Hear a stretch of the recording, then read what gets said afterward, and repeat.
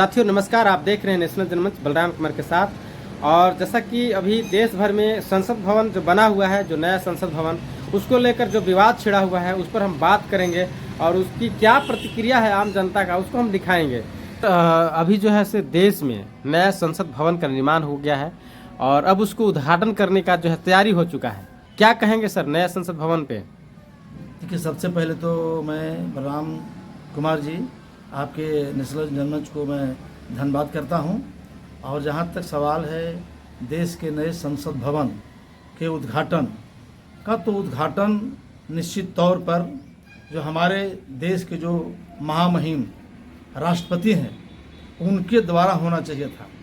लेकिन अब चूँकि देश के जो हमारे राष्ट्रपति महामहिम मुर्मू जी हैं, वो चूँकि दलित परिवार से आते हैं और इसलिए दलित परिवार से ये भाजपा के लोग, ये आरएसएस के लोग उस नए संसद भवन में ये दलित परिवार के होने के नाते उनको उसमें प्रवेश करने देना नहीं चाहते हैं।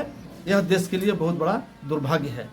सर, सबसे बड़ा बात है कि संसद भवन को जो डिजाइन है और उसको उसमें सम्राट अशोक का स्तंभ भी लगाया गया था और अभी जो है सिंगोल की भी बात है, सब तमाम चीज़ों को लेकर के बड़ा विवाद है देश भर में।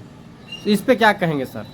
देखिए, सम्राट अशोक का जो स्तंभ है, आज जब पूरे देश में, केवल भारत नहीं बल्कि और अन्य कितने भी देश हैं जिसमें सम्राट अशोक ने जब बौद्ध धर्म की दीक्षा ली थी, तो बौद्ध धर्म की दीक्षा लेने के बाद सम्राट अशोक ने 84,000 स्तंभों का निर्माण करवाया था।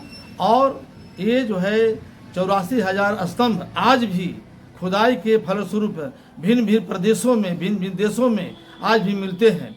और इसलिए अशोक स्तंभ का एक बहुत बड़ा महत्व है। लेकिन ये भाजपा के लोग, भाजपा की सरकार आज देश में है और उनके जो है अवशेष को, आज बुद्ध के अवशेष को, सम्राट अशोक के जो है अवशेष को वो आज मिटाना चाहते हैं और एक अपना नया प्रतीक के रूप में ये लोग लाना चाहते हैं। यह एक बहुत बड़ी देश के लिए दुर्भाग्य है, ऐसा नहीं होना चाहिए। देश में जो नया संसद भवन बना उसको लेकर काफी विवाद है, आप क्या कहेंगे उस पे? देखिए, ये जो नया जो संसद भवन बना है, ये नया संसद भवन बनने की क्यों जरूरत नहीं थी। चूँकि नया संसद भवन बनने के लिए इसलिए जरूरी नहीं है क्योंकि अभी वह काम लायक था। अगर विकास कराने की जरूरत था, कुछ कमी उसमें रह गया तो उसी को थोड़ा विकास कराया जाता। लेकिन नया संसद भवन बनाने की जरूरत नहीं थी। जितना पैसा ये नया संसद भवन पर खर्च हुआ उतना हमारे गरीब गुरबों के विकास में खर्च होता तो देश तरक्की पर जाता। क्योंकि विदेश में इससे भी ज़्यादा पुराने संसद भवन है, वहाँ नहीं बनाया जा रहा है। लेकिन भारत में ये नया संसद, और ये खास करके मोदी जी अपना ये नाम कमाना चाहते हैं, इसलिए कि ये संसद भवन बनाने का भी भूमि पूजन यही करते हैं और उद्घाटन के लिए भी यही 28 जो मई है उसका दिन निश्चित किया है। 28 मई का जो दिन है यह वीर सावरकर का दिन है, जन्मदिन है। वीर सावरकर जो है ये आज़ादी की लड़ाई में कहूँ नहीं दिखता है। बिल्कुल इसको माफ़ी वीर कहा जाए, जो अंग्रेज़ों से बार बार ये जेल से निकलने के लिए माफ़ी मांग रहा था, तो माफ़ी वीर इसको कहा जा सकता है।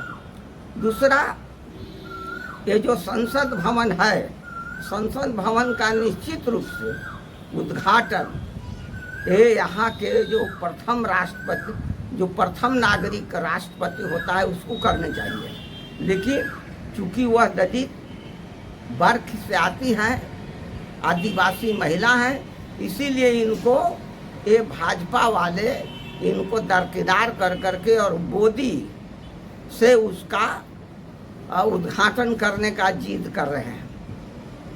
जहाँ तक ये संसद भवन बना हुआ है यह विषमता का द्योतक है, क्योंकि ये संसद भवन पहले जो था वह जिस तरह से हमारा अशोक चक्र है जो झंडा में है, उस अशोक चक्र के तरह गोलाई लिए हुए है। और इसमें जो संसद भवन बनाया गया है त्रिकोण के बनाया गया है, और त्रिकोण ये विषमता का प्रतीक है। चाहे जितने भी इन लोग का चिन्ह है, त्रिकोण झंडा, त्रिकोण विषम संख्या ही इनको अथी है, इसलिए ये जो त्रिकोण बनाया गया है निश्चित रूप से विषमता का प्रतीक है। दूसरा चीज, ये जो शेर है उस पर जो शेर बनाया गया है वो आदमखोर बनाया गया है, जबकि यह जो अशोक चक्र का शेर है वह शालीनता का प्रतीक है, बलशाली का प्रतीक है। लेकिन वह जो है आदमखोर शेर जो मुंह फाड़े है, यह जो है आदमखोर का ये लक्षण है। इसलिए ये जो शासन है निश्चित रूप से आदमखोर की ओर ही बढ़ रहा है। इसके बाद में आप देखिए कि ये जो सेंगोल है, सेंगोल है, ये दक्षिण भारत में चोल चालुक्यों का राज जब मध्य काल में हुआ था, तो एक राजा जो है, नए राजा जब उत्तराधिकारी के रूप में बनते थे तो उनको प्रतीक चिन्ह देना पड़ता था। तो क्या यह भारत सरकार आज राजतंत्र लाएगा? चूंकि ये सिंघौल को लाना ही राजतंत्र का प्रतीक है, इसलिए तो लगता है कि ये हमारा जो जनतंत्र है ये खतरे में है। अगर इस बात को लोग नहीं समझते हैं तो आगे आने वाला समय जो है राजतंत्र हो जाएगा और हमारा संविधान जो है खत्म हो जाएगा। फिर वही राजतंत्र जो है आ जाने पर हम पिछड़े दलित का सारा अधिकार खत्म हो जाएगा और हम कहीं के लायक नहीं बने रहेंगे। तो इस तरह से ये जो सरकार का जो भाजपा का साजिश है, जो संविधान आज संविधान रहते हुए और वो मेघवाल को पानी पीने के, इंद्र कुमार मेघवाल को पानी पीने पर कैथी में मार दिया जाता है। हाथरस की बेटी को वो रेप करके वाल्मीकि है उसका अति करके हत्या कर दिया जाता है।